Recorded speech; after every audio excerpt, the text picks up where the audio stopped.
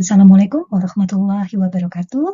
Selamat siang. Pada pertemuan hari ini merupakan pertemuan perkuliahan kita yang pertama pada mata kuliah Teori Arsitektur 2 ya, yang tentunya merupakan kelanjutan dari teori arsitektur sebelumnya ya, yang pertama. Dan untuk materi perkuliahan Teori Arsitektur 2 ini, Ibu akan sampaikan terlebih dahulu bahwa apa saja sih yang harus kalian dapatkan ya selama mengikuti perkuliahan mata kuliah ini, yaitu tentunya kalian harus mampu memahami teori-teori dalam materi arsitektur yang akan Ibu sampaikan nanti, kemudian mampu menerapkan pemikiran-pemikiran tersebut ya. Kemudian nanti juga harus bisa menggunakannya sebagai dasar dalam kalian menyusun konsep perencanaan arsitektur untuk dituangkan menjadi sebuah karya arsitektur ya, tentunya pada studi perencanaan arsitektur. Jadi mata kuliah Ibu merupakan mata kuliah yang mendasari kalian untuk masuk ke studio membuat sebuah bangunan, rancang bangun arsitektur ya. Tentunya kalian tahu kalau mengenai ketentuan kehadiran dan sebagainya, sampai tugas dan UTS serta UAS, kita tetap melakukan hal yang sama seperti pada perkuliahan sebelumnya di mata kuliah teori arsitektur pertama. Sedangkan untuk materi yang akan Ibu sampaikan dalam satu semester ini, untuk teori arsitektur 2, yaitu yang akan Ibu berikan adalah arsitektur ya, pengertian arsitektur terlebih dahulu, walaupun tentu kalian sudah tahu ya, tapi Ibu akan mengulang sedikit untuk kemudian kalian juga mengingat kembali teori arsitektur itu apa sih, kemudian sampai kepada perannya ya, peran arsitektur itu peran arsitek dalam menghasilkan teori arsitektur. Kemudian unsur-unsur apa saja sih yang ada dalam arsitektur itu? Kemudian teori arsitektur mengenai hubungan ruang, teori arsitektur elemen ruang dan pendekatan metafora, kemudian teori arsitektur persepsi selain tadi teori arsitektur persepsi visual juga teori arsitektur struktural, kemudian teori arsitektur bangunan analogi, dan yang terakhir pada pertemuan terakhir kita akan membahas mengenai teori arsitektur fungsi, bentuk, dan makna serta relasinya. Kemudian kita mulai memasuki perkuliahan kita ya, yaitu di sini Ibu akan menjelaskan mengenai pengertian arsitektur itu apa, ini hanya merupakan pengulangan ya sebetulnya, kemudian teori arsitektur itu sendiri apa, dan bagaimana sih peran arsitek terhadap perkembangan teori arsitektur ya. Nah, di sini arsitektur ya secara garis besar telah kita sepakati bersama pada perkuliahan-perkuliahan kita sebelumnya, yang kita tahu bersama adalah merupakan salah satu seni yang dijalankan oleh individu maupun kelompok tertentu dalam merancang sebuah bangunan, ya, yang berasal dari ide atau imajinasi seseorang atau merupakan imajinasi kumpulan dari kelompok tertentu tadi. Kemudian pengertian arsitektur sendiri apa sih? Yaitu berasal dari kata archi yang artinya kepala dan tekton yang berarti tukang. Namun secara umum arsitektur merupakan seni yang dijalankan oleh suatu individu atau kelompok dalam merancang sebuah bangunan yang berasal dari ide dan imajinasi mereka tadi ya. Sekarang kita memasuki apa sih pengertian arsitektur menurut para ahli ya. Di sini Ibu ambil 3 pengertian arsitektur menurut para ahli di sini adalah arsitek-arsitek ternama yang menyampaikan pendapatnya mengenai apa sih pengertian arsitektur itu. Ibu ambil yang pertama adalah Bernhard Zell dan Jestein, di mana arsitektur merupakan suatu seni ya dalam menegakkan bangunan. Dalam seni itu terdapat perencanaan, konstruksi, dan solusi dekorasinya. Jadi lebih menekankan kepada seninya. Segi estetika atau keindahan. Kemudian pendapat yang kedua Ibu ambil pendapat Marcus Polio Vitruvius. Ini tentunya kalian semua sudah banyak yang mengenal mengenai teori arsitektur yang disampaikan oleh Vitruvius ini karena cukup dikenal sampai dengan saat ini. Bahwa arsitektur itu merupakan gabungan ya, bukan hanya mengandalkan segi keindahan saja, tapi merupakan gabungan dari keindahan, kekuatan, dan juga kegunaan atau utilitasnya. Jadi arsitektur dapat diartikan sebagai ilmu yang berasal dari ilmu lainnya atau yang diperkuat oleh ilmu-ilmu cabang-cabang ilmu pengetahuan lainnya. Karena kita tahu bahwa arsitektur itu suatu bangunan arsitektur itu terwujud tentunya tidak terlepas dari struktur, konstruksi, kemudian utilitas, mechanical, electrical, ya, di mana utilitas itu ada plumbing, ya. Jadi memang banyak disiplin ilmu, bidang ilmu lainnya yang berelaborasi dalam sebuah karya arsitektur tersebut. Kemudian kita beralih ke pendapatnya Van Romont ya mengenai pengertian arsitektur masih ya, bahwa arsitektur adalah suatu area lokasi hidup di mana tempat manusia bisa hidup bersama dengan bahagia. Area ini merujuk pada yang dibuat oleh manusia ataupun yang timbul dengan sendirinya secara alami, seperti gua, pohon, dan lain sebagainya. Jadi tidak hanya sebagai memandang arsitektur itu sebagai karya yang diciptakan, tapi sesuatu yang alami pun asal bisa digunakan untuk tinggal manusia dan merasakan bahagia, itu menurut Van Ramon itu bisa dikategorikan sebagai karya arsitektur ya. Jadi dia lebih mengedepankan psikologis. Jadi karena yang diutamakan adalah bisa hidup dengan bahagia tersebut, walaupun memang di segala hal yang sudah tercipta sebelumnya, seperti gua, pohon tadi disampaikan oleh si Van Romon tadi ya. Sekarang kita masuk pada fungsi arsitektur ya. Fungsi arsitektur sendiri banyak ya tentunya. Nah, kenapa sih Ibu akan membahas mengenai fungsi arsitektur? Karena uh, teori arsitektur tersebut ya, perkembangannya itu tidak dapat terlepas dari fungsi arsitektur sendiri.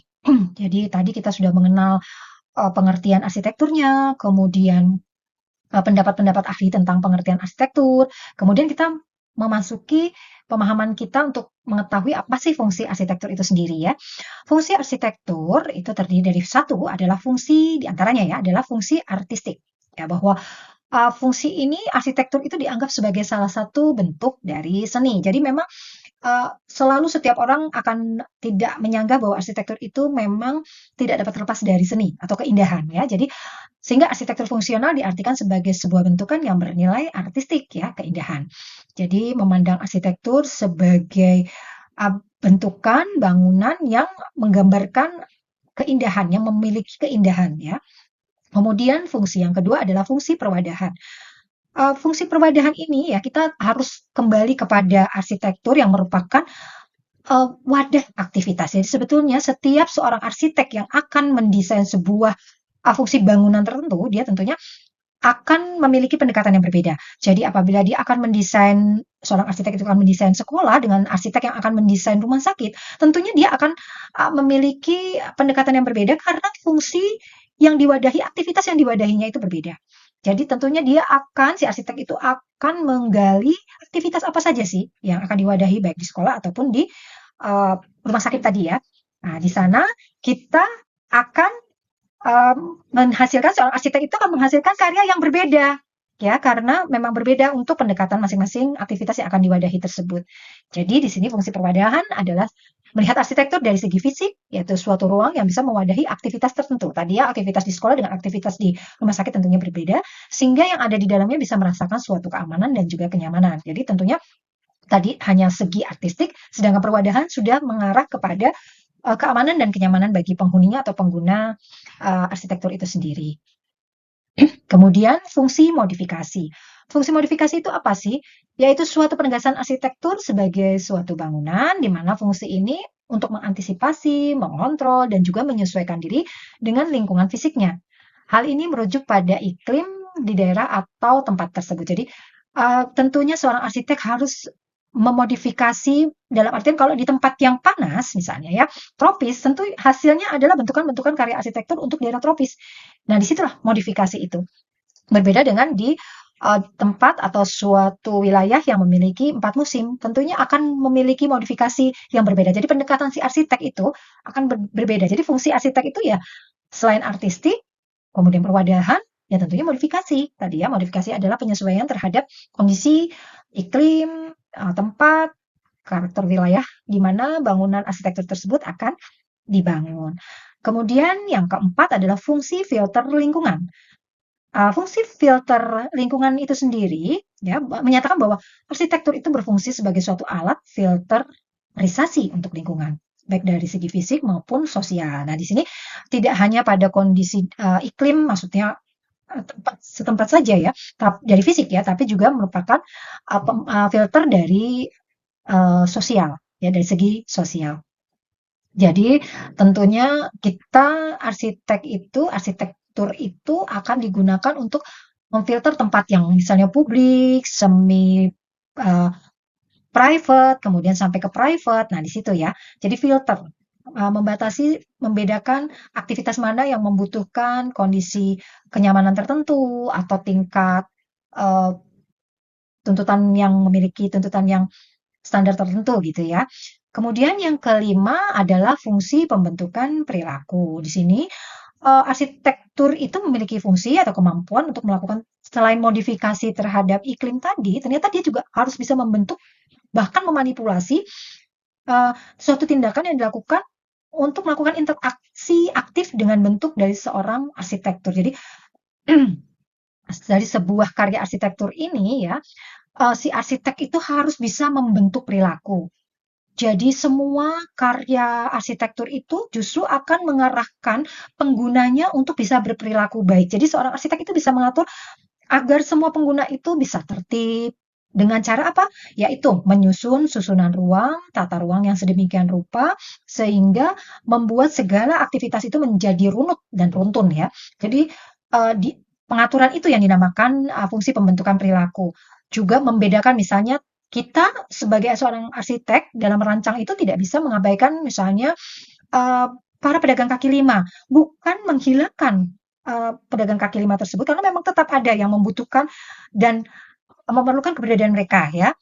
Itu dengan cara apa? Mewadahi mereka, namun juga mewadahinya tidak asal mewadahi di bagian belakang yang tidak terlewati sehingga mereka tentu saja akan merasa tidak diperlakukan dengan baik sehingga juga tidak membentuk perilaku, mereka akan kembali lagi misalnya ke jalan gitu ya. Tapi bagaimana caranya seorang arsitek itu bisa mengatur? Menempatkan mereka pada tempat yang tidak menimbulkan mengganggu lalu lintas, misalnya mengganggu aksesibilitas ya, sehingga baik penjajah kaki lima tadi maupun pembelinya itu dapat melakukan kegiatan aktivitasnya dengan baik, dengan perilaku yang baik. Jadi memang arsitek itu harus membentuk perilaku yang baik dengan karya-karyanya tersebut ya. Itu fungsinya arsitektur yang kelima.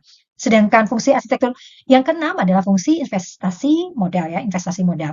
Pada fungsi yang terakhir, ini arsitektur memiliki tujuan untuk mendapatkan keuntungan. Jadi memang dengan desain arsitek itu memang harus juga berorientasi apabila bangunannya komersil, itu memang tidak pada semua bangunan harus berorientasi uh, memperoleh keuntungan gitu ya, karena tidak profit oriented. Tapi beberapa bangunan yang memang menuntut tujuannya adalah memenuhi suatu ketentuan atau perhitungan keuntungannya sudah ditetapkan, itu memang harus memperhatikan pengembalian modal. Jadi bagaimana kalian nanti sebagai seorang arsitek bisa mengatur sedemikian rupa ruang itu zonanya jangan sampai ini kalau profit oriented ya jangan terbuang oleh sirkulasi misalnya karena memang itu tidak akan salesable, tidak terjual kan, tidak dapat menghasilkan keuntungan. Jadi itu tidak diinginkan oleh investor.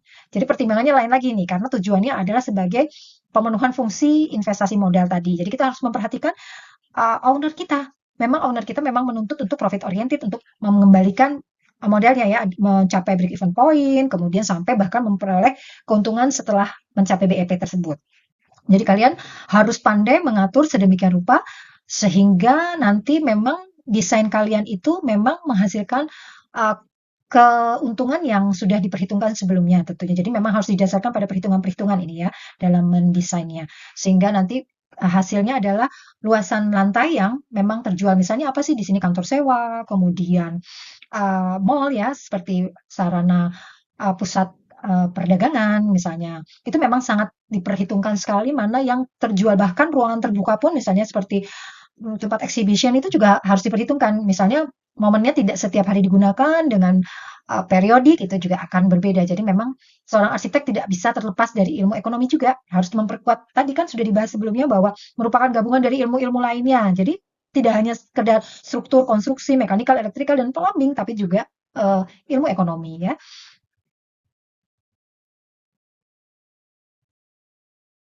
Kemudian sejarah arsitektur ya. Kenapa sih Ibu mencoba untuk selain menyampaikan pengertian arsitektur, kemudian fungsi-fungsi arsitektur, Ibu juga akan menyampaikan mengenai sejarah arsitektur. Jadi memang eh, mata kuliah kita kan teori arsitektur.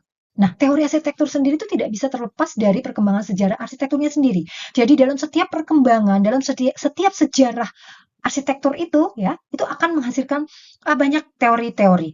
Bahkan teori tersebut tidak bisa disebutkan sebagai teori yang kuno. Bahkan teori yang baru sekarang ini bisa terjadi atau datang hadir lahir dari adanya teori-teori sebelumnya. Jadi memperkaya, memperkuat teori sebelumnya gitu ya. Jadi tidak ada salahnya kita itu selalu harus belajar dari sejarah. Yaitu karena kita sedang mempelajari mengenai ilmu arsitektur, jadi kita harus juga mempelajari sejarah arsitektur untuk kita kenal teorinya nanti ya. Jadi arsitektur sendiri sejarahnya cukup panjang, dimulai dari zaman prasejarah ya. Tadi kan juga ada tuh pendapat ahli yang menyatakan Roman tadi ya bahwa yang alami gua itu kan berarti zaman prasejarah ya kan. Eh, di pohon. Nah, itu jadi itu juga bisa melahirkan teori gitu ya, yang memperkuat atau melahirkan teori di era sekarang gitu, yang didasari dari teori-teori pada era-era sebelumnya, sampai kepada zaman Mesir kuno, kemudian era Romawi, Yunani, ya itu klasik, kemudian juga ke arah Bizantin, Romanis, Gotik, Renaissance, Barok, Neoklasik, Art Nouveau, kemudian Neogotik, Art Deco, sampai dengan Posmo ya.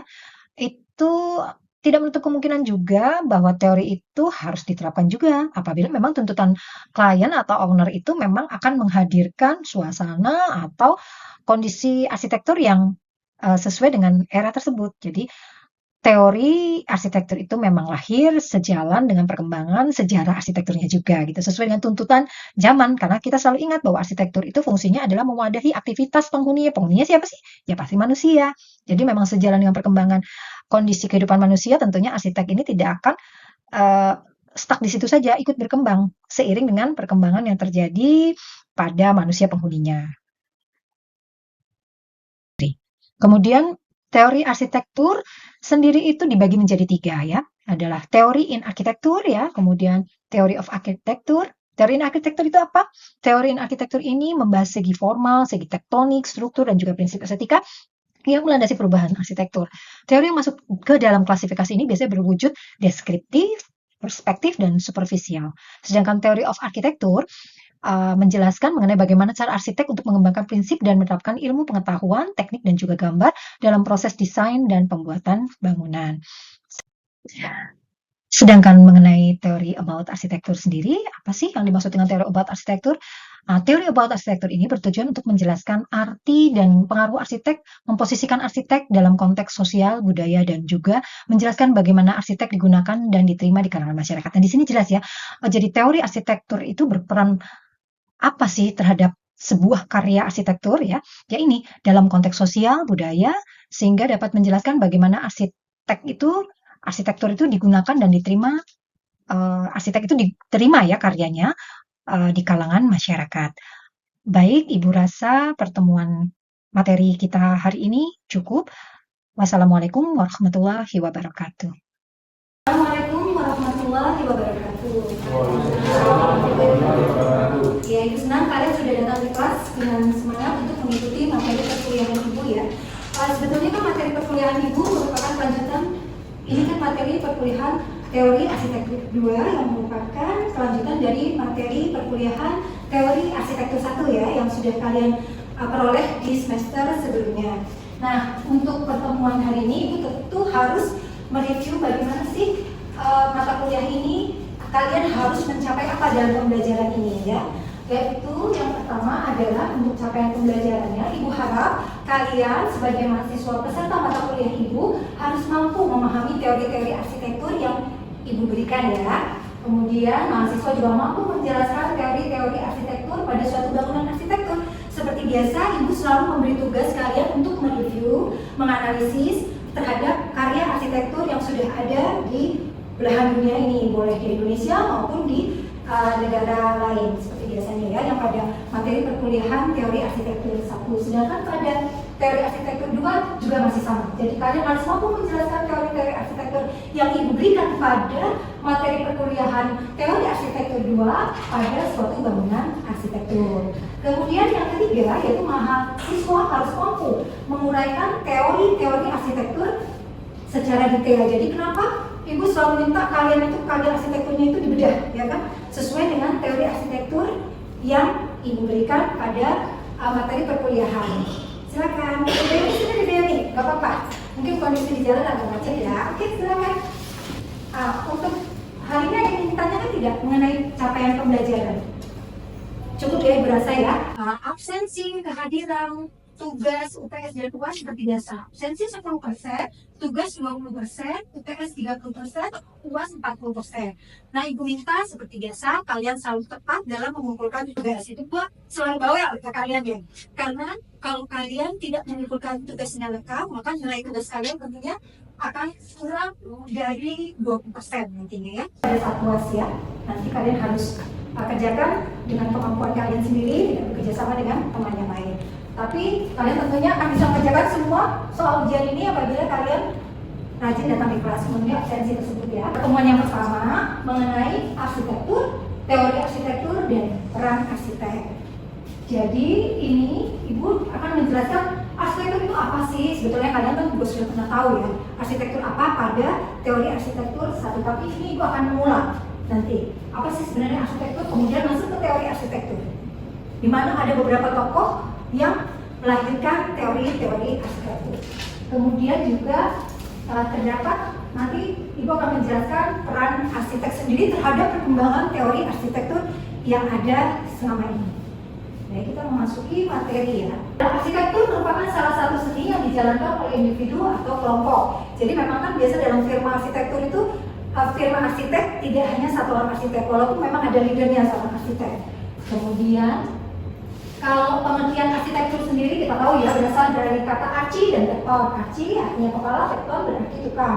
Kemudian secara umum arsitektur merupakan seni yang dijalankan seperti tadi oleh seseorang maupun kumpulan dari orang-orang.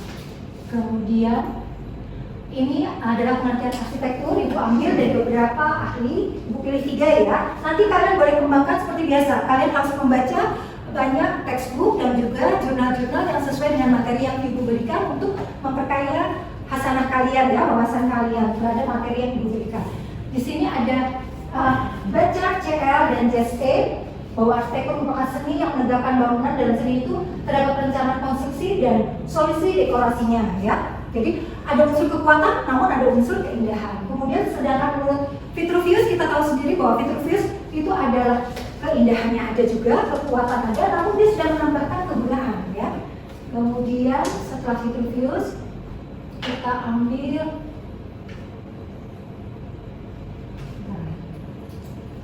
di sini Van Rooyen ini. Jadi arsitektur itu bukan hanya yang dibentuk oleh manusia saja, tapi apapun yang ada di alam menurut Van Rooyen itu asal memberikan hidup bahagia bagi manusia itu menjadi suatu karya arsitektur. Entah pohon, entah gua gitu bisa dikategorikan sebagai arsitektur. Kemudian di sini fungsi-fungsi arsitektur ya, ada fungsi artistik, perwadahan, kita tahu ada keindahan selalu, perwadahan adalah mewadahi aktivitas, tentunya aktivitas manusia. Kemudian fungsi modifikasi tentunya terhadap iklim. Jadi selalu Ibu sampaikan kan bahwa arsitektur itu harus bagaimana dia mengantisipasi kondisi iklim di sekitarnya. Kemudian yang keempat adalah fungsi filter lingkungan, di mana merupakan filternya bukan hanya terhadap iklim, tapi terhadap kehidupan sosial manusia juga. Jadi kita mengenal zona private, semi private, sampai ke public. Kemudian tapi kalian kalau ada yang mau bertanya, silakan ya. Seperti biasa Ibu selalu membuka pertanyaan di pertengahan perkuliahan Ibu. Kalau ada yang kurang jelas atau biasa Ibu selalu kata kalian terlalu cepat gitu. Boleh kalian protes, Ibu jangan terlalu cepat gitu ya kan, seperti biasa ya. Oke. Kemudian tadi ke fungsi yang membentuk perilaku seperti biasa yang disampaikan. Jadi kalian nanti kalau menjadi arsitek, mendesain, itu kalian itu adalah akan mendesain juga perilaku orang yang kalian wadahi. Jadi kalian harus membuat tata ruang yang runtuh, urut sehingga orang itu berperilaku baik. Seperti apa? Misalnya saat itu menjelaskan bahwa dalam berkata pedagang kaki lima bukan dihilangkan, karena tidak mungkin dihilangkan karena ada yang membutuhkan, baik pedagang kaki lima maupun konsumennya. Tapi kalian tidak boleh menempatkan dia di belakang sehingga sulit untuk dijangkau, tidak dilewati konsumen. Tentu saja nanti pedagang kaki lima itu akan kembali ke jalan misalnya gitu ya. Di situ fungsinya arsitek dalam fungsi pembentukan perilaku. Dan yang terakhir adalah fungsi investasi modal. Ini tentunya tidak semua karya arsitektur itu berfungsi untuk terhadap investasi modal. Ini terjadi pada bangunan komersial yang seperti biasa disampaikan juga mungkin beberapa perkuliahan sebelumnya, bahwa dalam bangunan arsitektur yang bersifat komersial tentu didasarkan pada perhitungan keuntungan, karena ada investor yang menanamkan modal dan tentunya harus ada payback period, kemudian break even point ya, jadi modalnya harus kembali bahkan harus memberi keuntungan untuk si investor. Jadi kalian harus memperhatikan sales cable, kemudian area yang tidak terjual itu seperti sirkulasi harus memenuhi standar ketentuan namun tidak berlebihan. Kemudian sejarah arsitektur, kenapa penting dibahas dalam teori arsitektur? Karena kita tahu bersama bahwa teori arsitektur itu seiring dengan perkembangan arsitektur sendiri selalu melahirkan teori-teori arsitektur. Kemudian berikutnya teori arsitektur terbagi menjadi 3, teori arsitektur, yaitu teori formal, tektonik. Jadi kita membahas teori-teori di sini, teori-teori yang cakupannya mengenai bahan-bahan pembentuk, struktur gitu ya, kekuatan. Sedangkan teori of arsitektur ini mengenai bagaimana sih arsitektur mengembangkan rancangannya, desainnya. Sedangkan teori yang berikutnya adalah about arsitektur, yaitu mengenai pengaruh konteks. Jadi sudah memperhatikan konteks sosial dan budaya. Ibu rasa pertemuan hari ini cukup. Ibu sekarang membuka forum tanya jawab. Silakan mengajukan pertanyaan. Siapa yang akan bertanya terlebih dahulu? Silakan. Oke Dewi, silakan Dewi. Kalau untuk teori arsitektur itu yang dilahirkan dari pemikiran seorang arsitek didasarkan apa ya? Oke, jadi betul Dewi bahwa teori-teori arsitektur itu lahir berdasarkan banyak yang didasarkan pada pengalaman arsitek dalam satu, dia mendesain, dua, mengamati karya arsitektur. Nah kalian mendesain di studio itu juga kalian bisa mengasah kalian suatu saat nanti bisa melahirkan teori-teori arsitektur. Begitu juga dengan tugas-tugas ibu yang selalu meminta kalian untuk menganalisis bangunan-bangunan arsitektur. Itu dengan cara menganalisis, mengamati karya arsitektur, kalian tuh bisa melahirkan teori juga.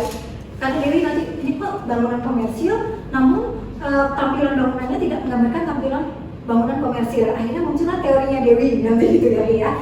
Gitu kira-kira. Jadi didasarkan pertama adalah karena dia sering merancang, yang kedua mengamati. Ya. Oke, baik. Ada lagi yang ditanyakan? Oke, Mas Ahmad. Perkembangan teori arsitektur saat ini bagaimana? Ini menarik nih pertanyaannya Mas Ahmad ya.